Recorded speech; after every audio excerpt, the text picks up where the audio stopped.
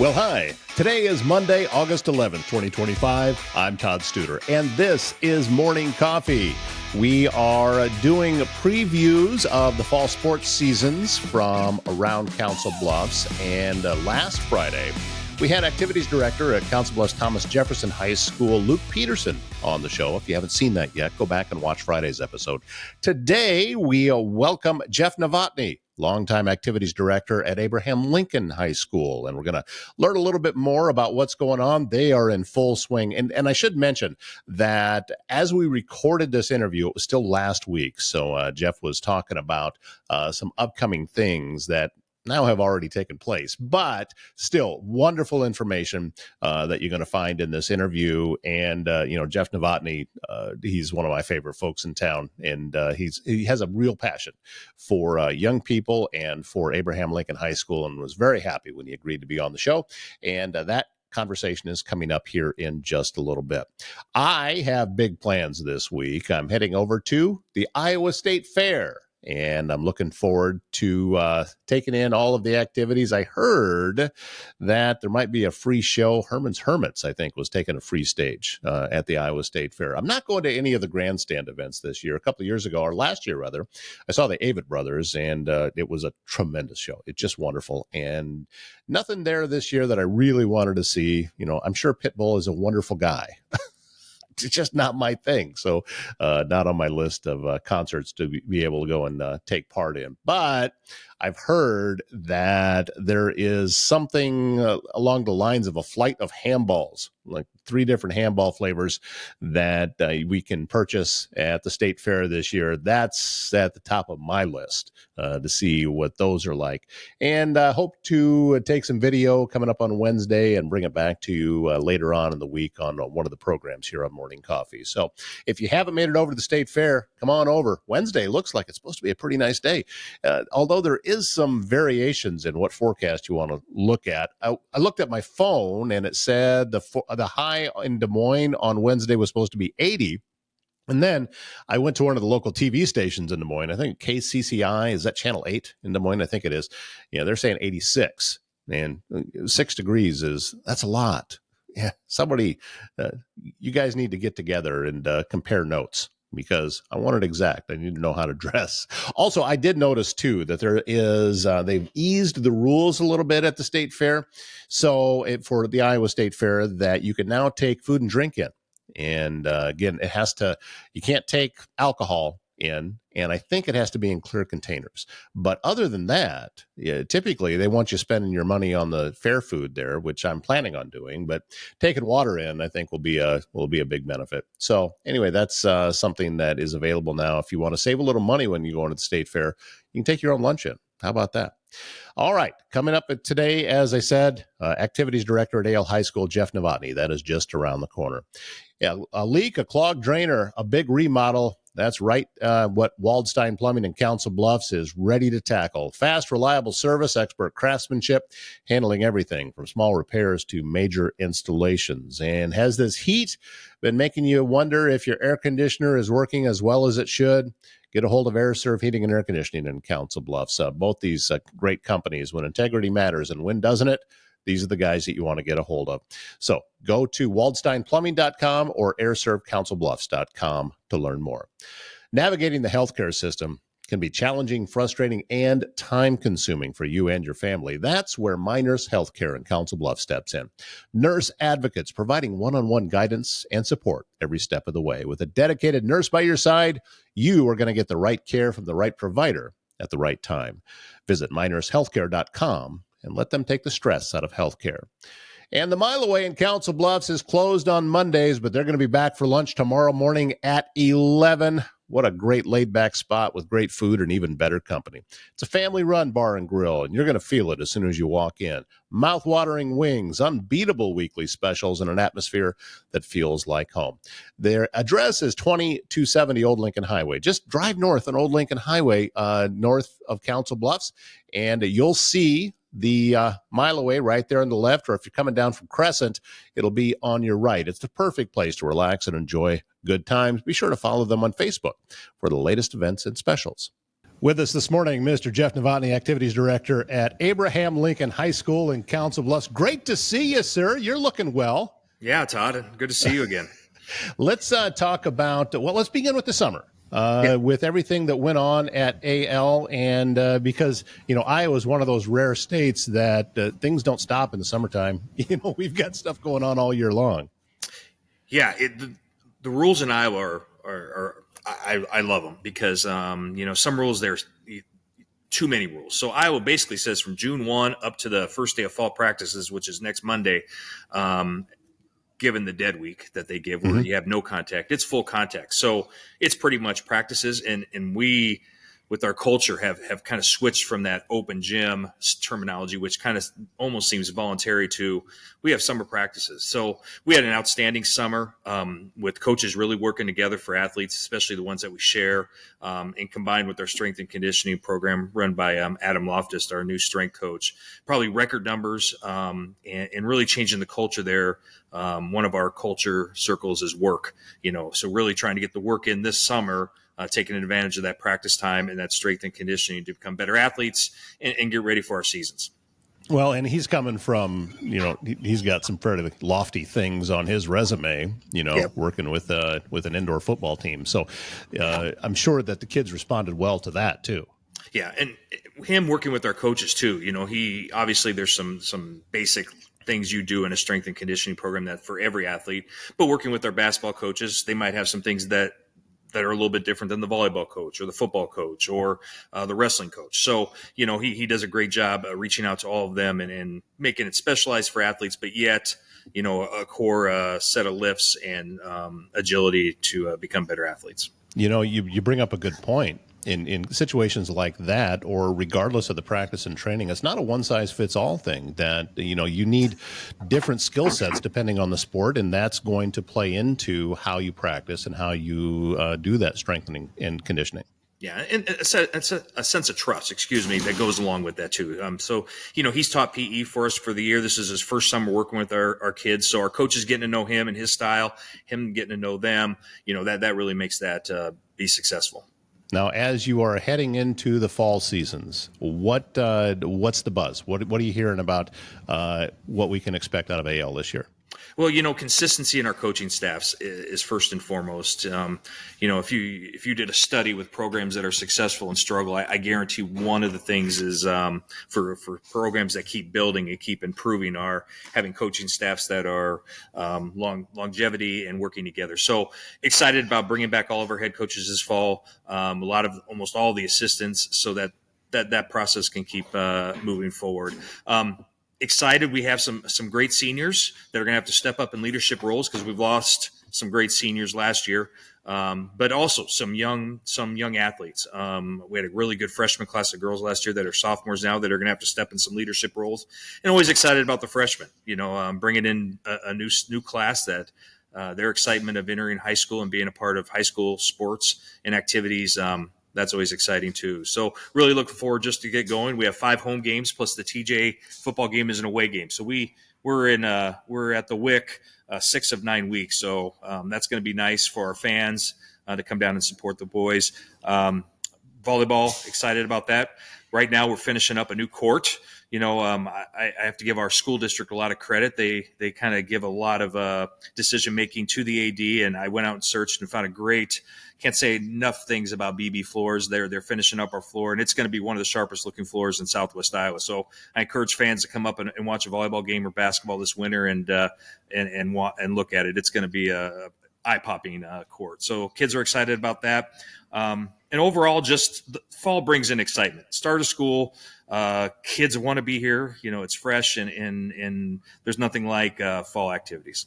You have been at this for a while now, Jeff. Now tell me about, you talked about young people stepping into a leadership role.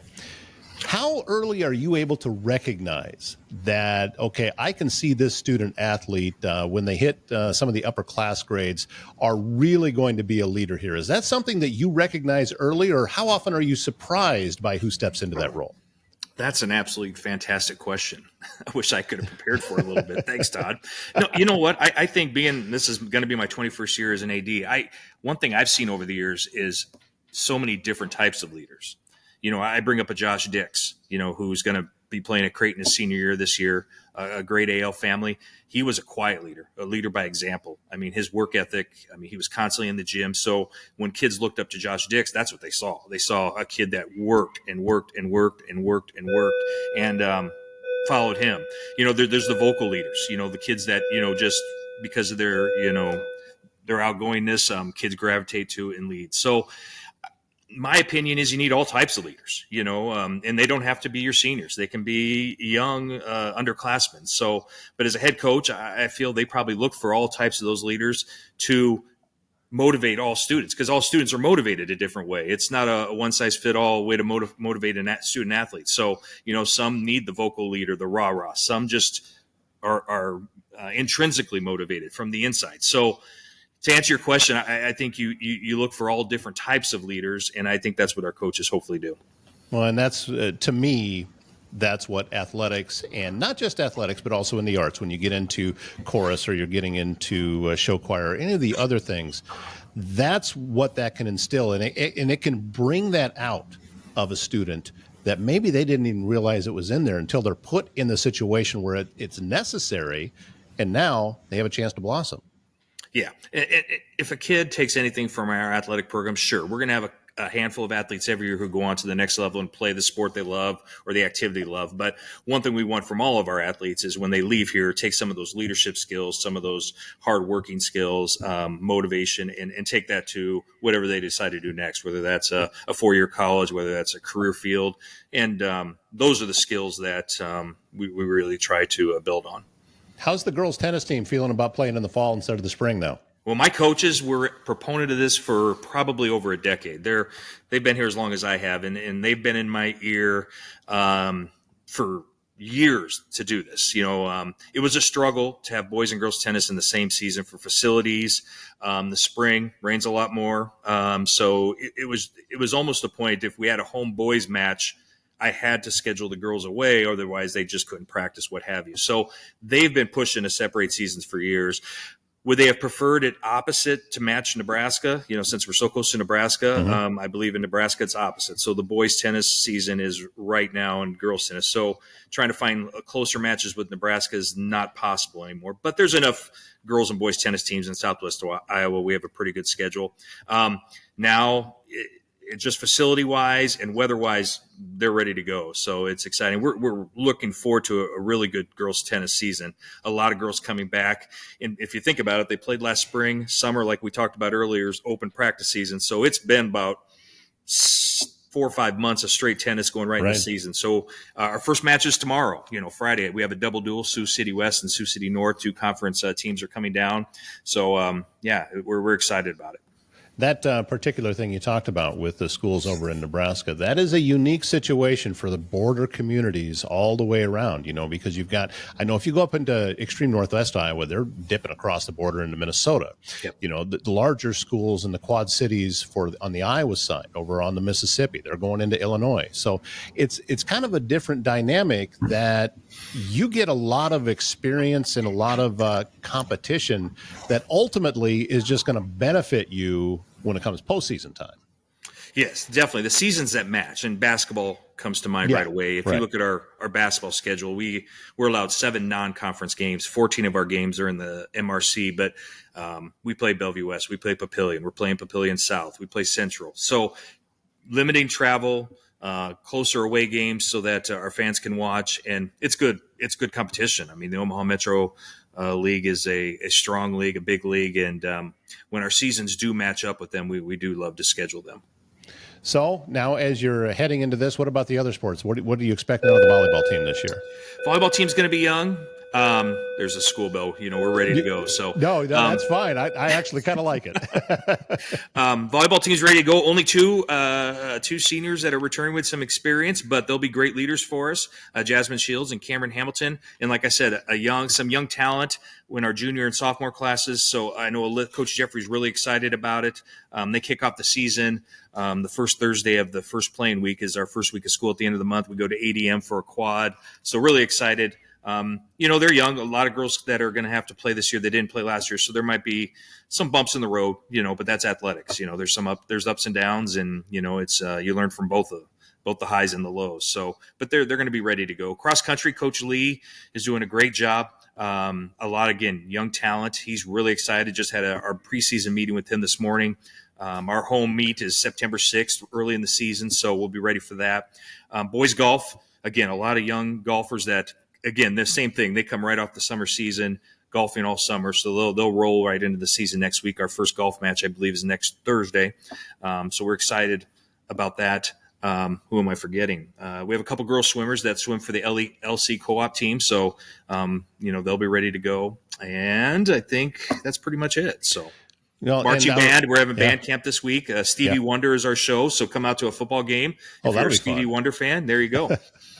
Yeah, and the marching band these are the young people that in some places get a lot of credit, in other places not. But I'm telling you, they're putting in as much work as anybody else. You see them out early morning out on the field practicing and getting all of this stuff done. And when it comes showtime, boy, they're ready. Yeah.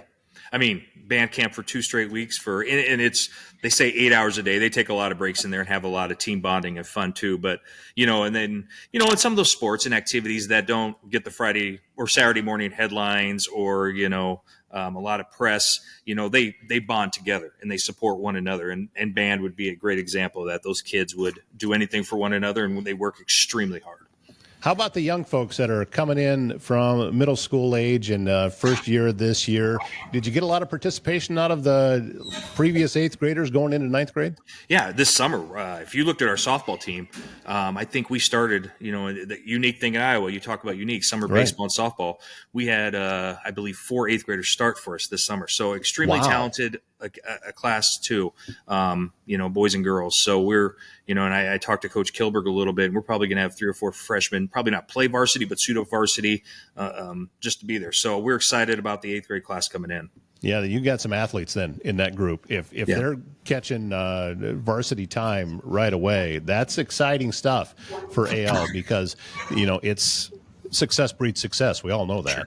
And when the younger people see, like the 7th graders going into 8th grade now, they're looking at that and they're saying, wait a minute, I could actually do that next year. And that puts the idea into their head and then they start working toward it. Yeah. And one of the things we did last year, and this is going to be year 2 of our new culture work, we had a consultant come in and work with all of our coaches and sponsors, and we really took everything we wanted to accomplish as an activities department and put them into 3 categories: work, community, and character. So no matter what we do, it has to be under one of those 3 areas. So, and if you do that, you're going to have success. So you talk about the 8th graders, and that falls in our community ring where we made efforts last year, special efforts to get down to Kern, whether it's just high fives at the beginning of the day, whether it's go to their games, whether it's camps, inviting them up, to get that connection from Kern to AL a little bit stronger. So when they're ready, when they become freshmen, they want to be here and want to be a part. It's good to see, Jeff, that, you're a veteran at your job, but you still have an excitement every year when new classes are coming in. And that's really, really encouraging for not just the young people, but for the entire community. And we're grateful that you have the job you do. Well, yeah, I mean, it's a great profession, and I think I wouldn't say 100%, but 99.9% of people in education are for the kids. So whether it's a coach, whether it's a teacher, whether it's a paraeducator, whether it's an athletic director, we want to make the best possible experience for kids because those are things that they're going to remember, that they're going to learn upon and become better people for society, for Council Bluffs, what have you. So it's a motivation and it is exciting. See them succeed is a really good thing. He is Jeff Novotny, and he is the AD at Abraham Lincoln High School. Thank you very much for your time. Come back anytime. We love to keep bringing updates. Yeah, Todd, and I appreciate what you're doing with the podcast. We'll support you anyway, and we just appreciate the publicity you give us and give information to the community.